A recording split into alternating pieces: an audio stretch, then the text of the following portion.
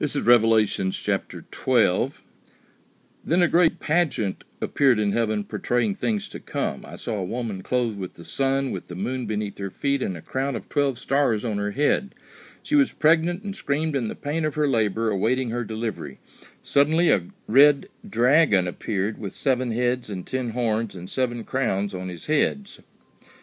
His tail drew along behind him a third of the stars, which he plunged to the earth. He stood before the woman as she was about to give birth to her child, ready to eat the baby as soon as it was born. She gave birth to a boy who was to rule all nations with a heavy hand, and he was caught up to God and to his throne. The woman fled into the wilderness, where God had prepared a place for her to take care of her for 1260 days. Then there was war in heaven. Michael and the angels under his command fought the dragon, and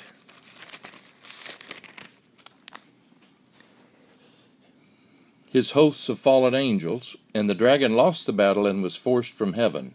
This great dragon, the ancient serpent called the devil or Satan, the one deceiving the whole world, was thrown down onto the earth with all his army.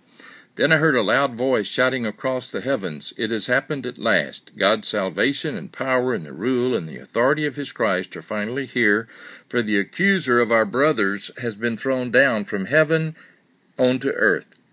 He accused them day and night before our God. They defeated him by the blood of the Lamb and by their testimony, for they did not love their lives, but laid them down for him. Rejoice, O heavens, you citizens of heaven, rejoice, be glad. But woe to you people of the world, for the devil has come down to you in great anger, knowing that he has little time."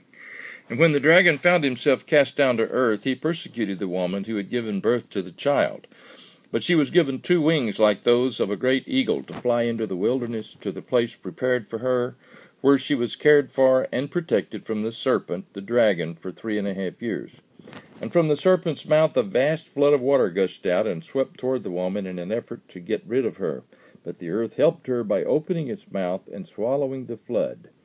Then the furious dragon set out to attack the rest of her children, all who were keeping God's commandments and confessing that they belonged to Jesus. He stood waiting on an ocean beach. And that ends chapter 12.